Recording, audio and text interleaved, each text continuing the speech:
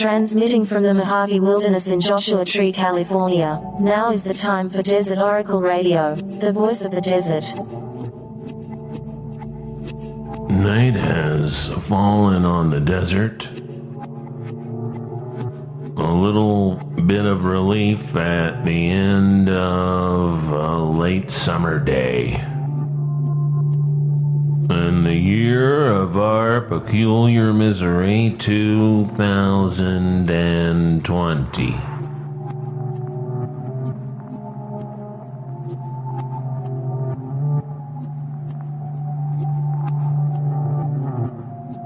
A few times in recent weeks, I've had to cut my evening walk short because the air was too bad.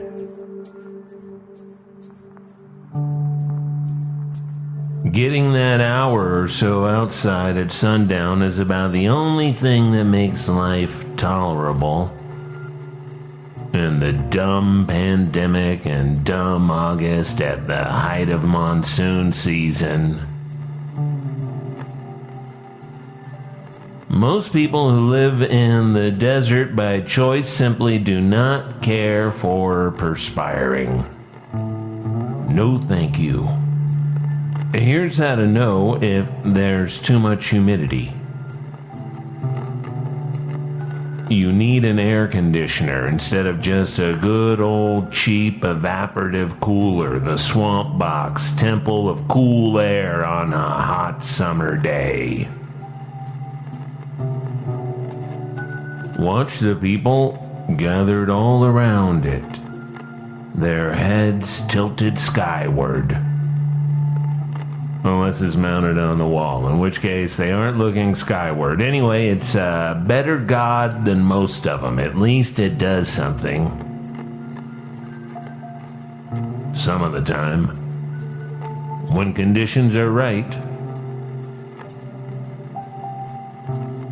Well, how are things in your part of the world? If your part of the world isn't the Mojave High Desert, the Morongo Basin, you know why they call it Morongo? Because that's where the morons go. Get it? That's a joke. Some local humor. Some old dingbat told me that a long time ago. I mean, who would? Who wouldn't like that guy? Well, I just sort of looked off into the distance and said, that's the name of the Morongo Band of Mission Indians.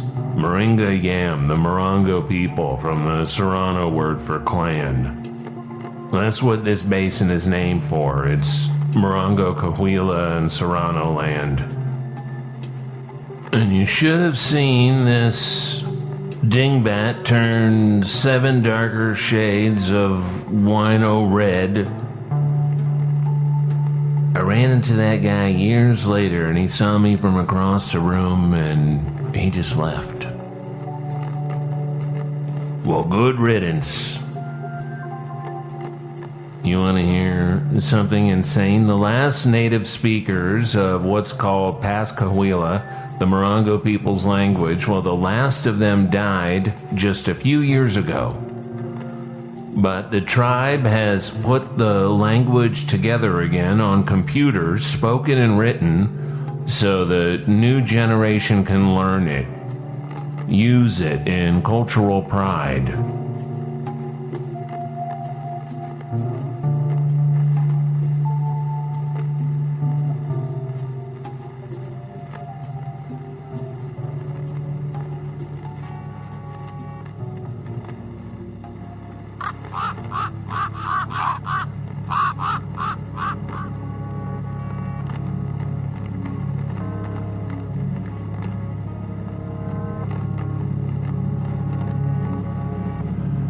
Anyway, it sure is hot and miserable out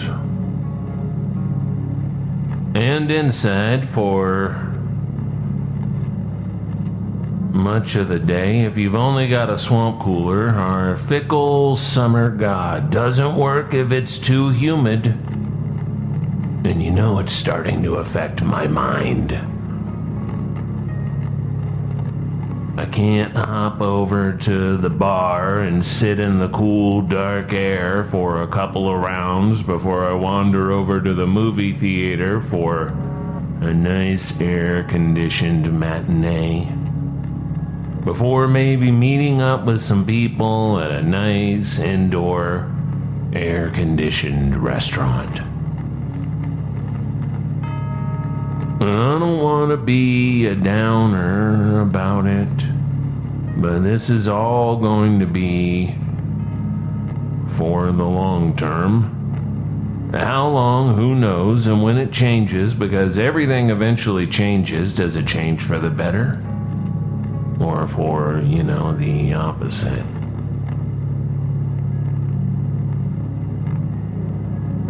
As the Arctic Circle forests burn, as the forests of the world burn hotter and longer,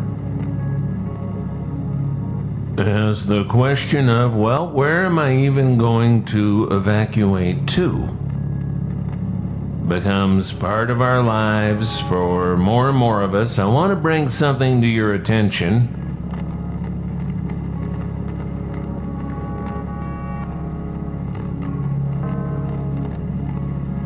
Now, the job here at Desert Oracle Radio is primarily the telling of strange folkloric and historic and otherwise interesting tales of our beloved and bizarre and aggressively extreme landscape. Home to many before us, hopefully home to many in the future, not too many. The American Southwest. But the side hustle, as they say over in the HR department, the secret moral mission is to help you appreciate where you are in the world, appreciate the good parts anyway, all the enjoyably weird little things about wherever you are. The local taco shops, the big annual crop everybody goes nuts for once a year. The way the old Circle K's have some heroic ancient saguaro growing up through a hole in the black asphalt and kind of half hanging on.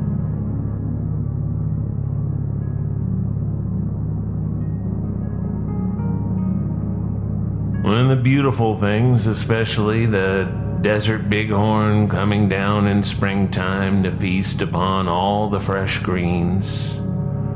The arrival of your favorite migrating bird. The first fantastic days of autumn when you can hike in the afternoon again. Or a sudden summer thunderstorm with the smell of wet creosote in the air.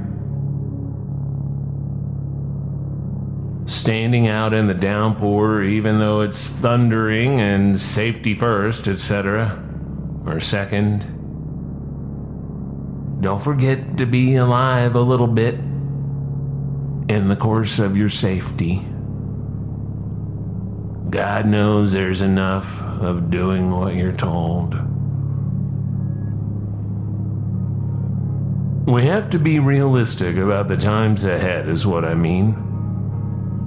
The climate situation is going to keep getting worse if we don't hit the brakes and get real smart real quick. Look, I have no doubt the climate situation will be fixed by the same species who got us here, humans. I have no doubt that humans will not only get a handle on the catastrophic nightmare caused by our own clumsy use of dirty fuel needed to create this wonderful modern age, but humans will be able to mitigate this kind of stuff. We should have faith in that because it's a likely possibility. The question is this: does this happen when you're alive or after you're gone? Do we get a handle on the current and future pandemics, a rapid worsening of wildfires and hurricanes and tornadoes and flooding and drought and rapid extinction of insects and plants and animals?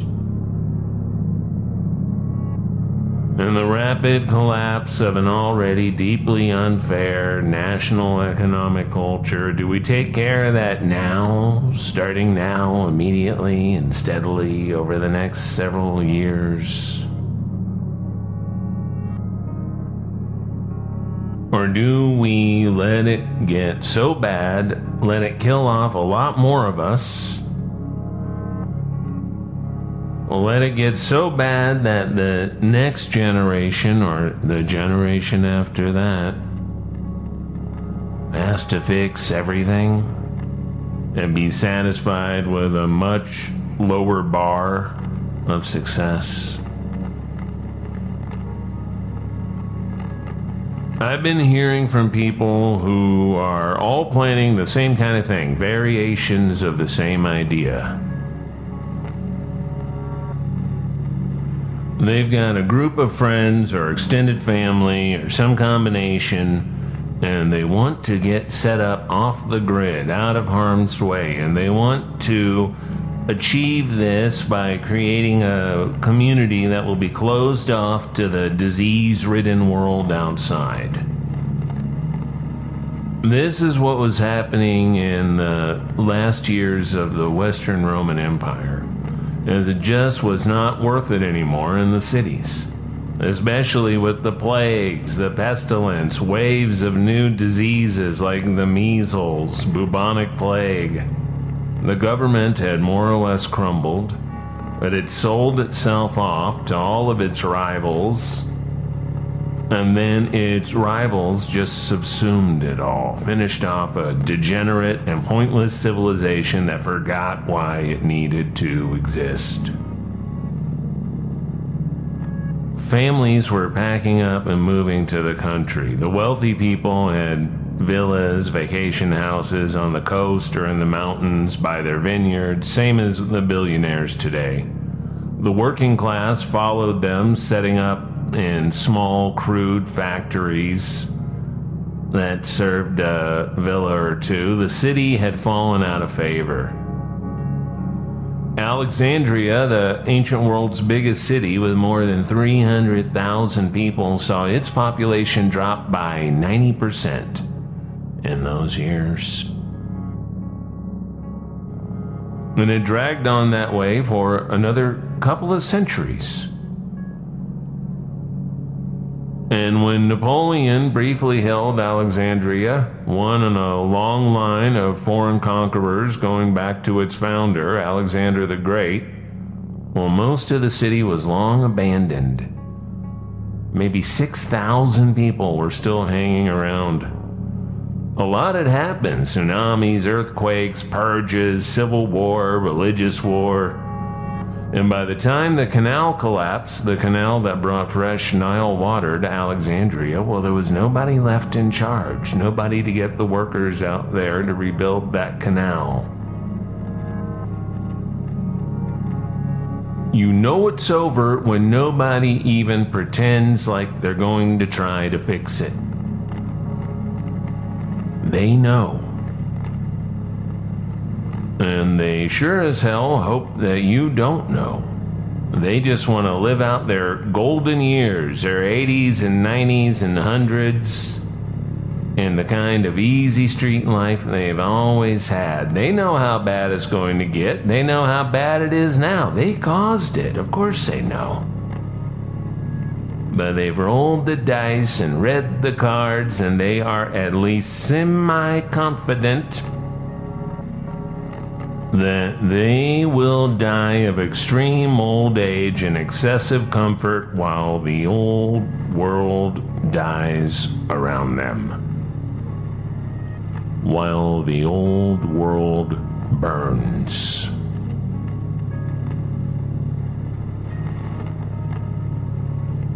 They know where they're going after all this. It's no wonder they want to drag it out.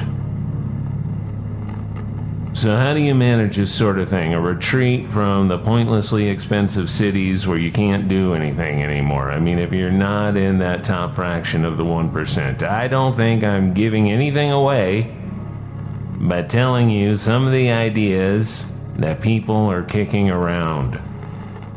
I've got some friends from the Bay Area who've been looking for an old fishing camp, an abandoned Methodist church camp, that kind of deal. Same on the East Coast, where I've heard remarkably similar schemes. From groups of friends and families from New York City and New Jersey and Washington, D.C., and a bunch in North Carolina, where I think some people notice that what's been going on for a couple of years earlier in their own state than a lot of us in the rest of the country.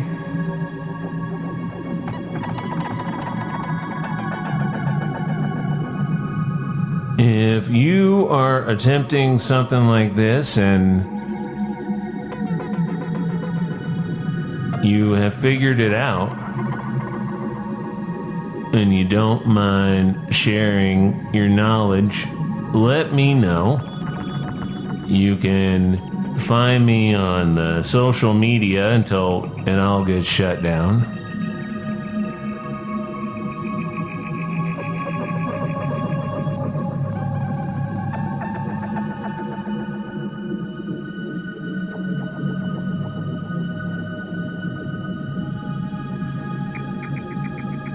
Now let's talk about another kind of experiment that I want to see if any of you would like to do with me.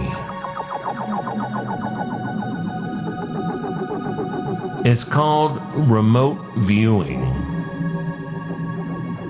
That's kind of a dumb military contractor name for second sight or dowsing or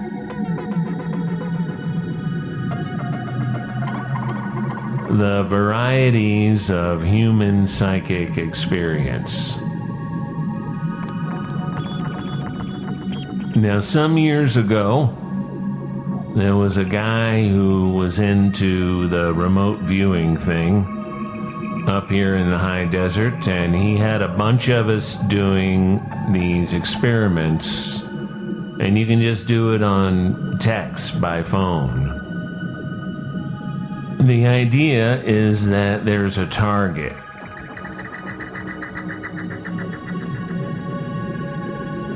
So, say I take an object, a shape, something physical, and I put it somewhere, and that's all you know about it. And then you just kind of think about it and see if any images pop into mind. If they do, if you know about the thing that I've just placed on this tabletop,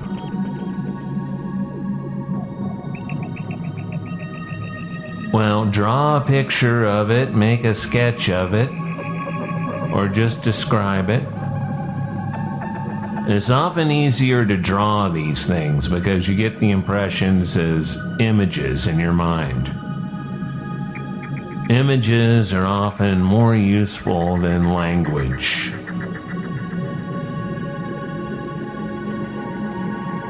So let me know. Let us know in the Desert Oracle Radio Facebook group.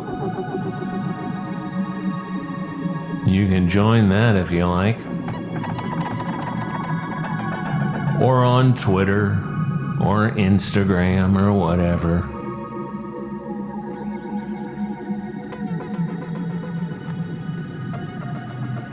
Remote viewing, look it up.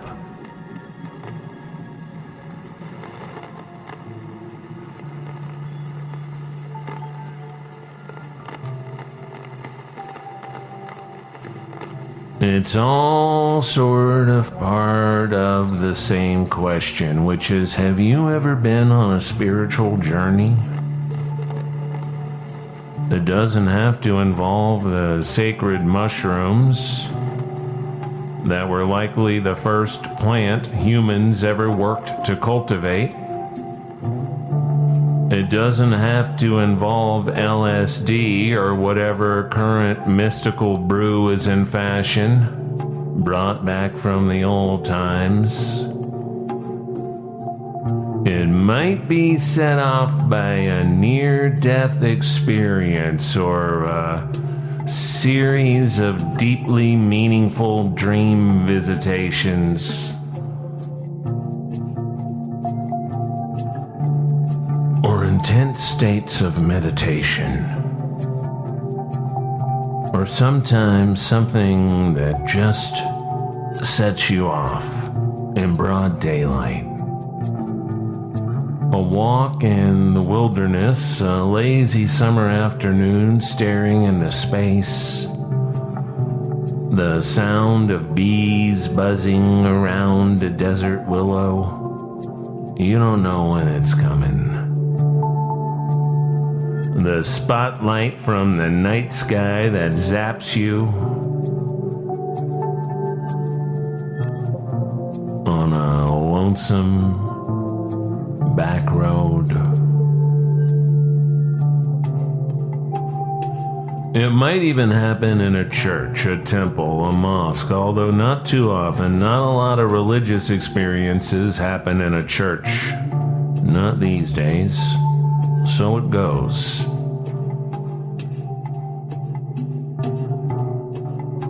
But sometimes you see a kid in a library, they were just wandering around waiting for a parent to pick them up, and suddenly they've lost 3 hours, completely engrossed, and the librarian is turning off the lights and locking the restrooms, and this kid does not notice. But if you get there, when you get there, you know it, and you don't care who believes it or whatever. I mean, who cares if some scold square says, that's just your imagination, or etc. Who cares? You pity the fool. Nothing more to be done about it. Anyway, where you wind up is going to have a lot of variables, but as our old friend Carl Gustav Jung often said, the archetypes are old school. They're entities we associate with the past, classical entities of Egyptian goddesses and other such guardians of the spirit world. They are real, and that's why we keep seeing them. You talk to 100 people who've encountered these guides, these teachers, and the visual and mental impressions are ancient, although they are completely alive and of the moment. They are not in the past, they just are. The I am. And that's forever. The future and the past all together now and always.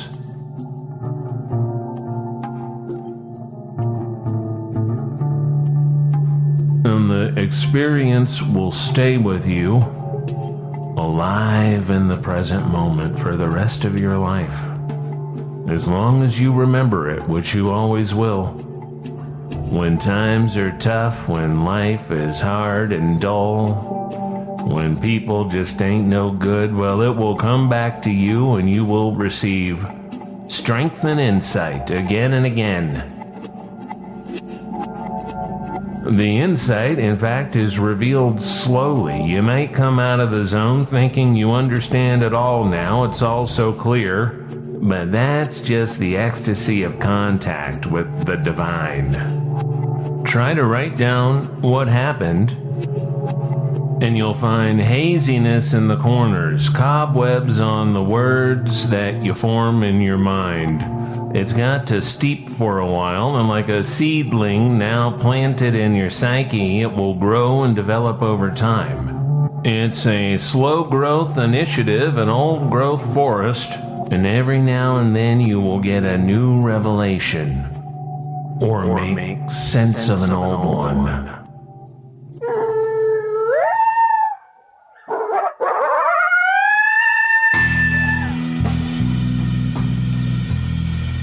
Hello, Mary Lou. Hello, Miss Pearl. My fleet-footed guides to the underworld.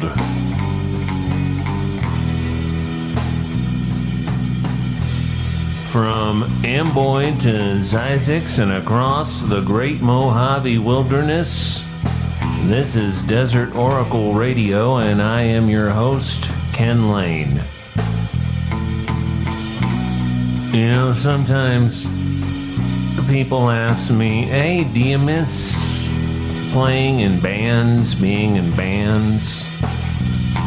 And I say, no, I don't. I'm in a band with RedBlueBlackSilver, and it's called Desert Oracle Radio. We even sold out Pappy and Harriet's a few weeks back, before the show was canceled.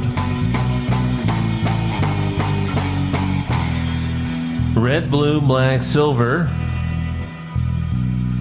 composed and performed all of the soundscapes you heard in tonight's program, right up until our theme song at the end.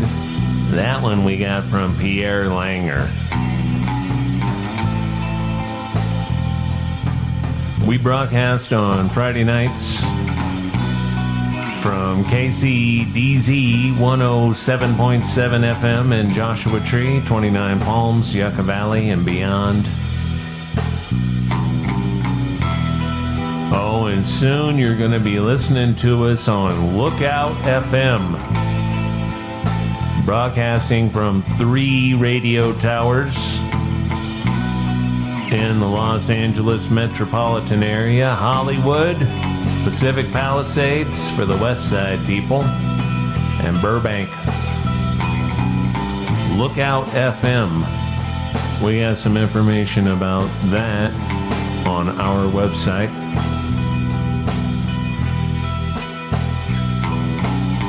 How do we do it? How do we do it all? Well, we do it with your support on our Patreon. Patreon.com/Desert Oracle. We much appreciate all of you who contribute. Good night from the voice of the desert.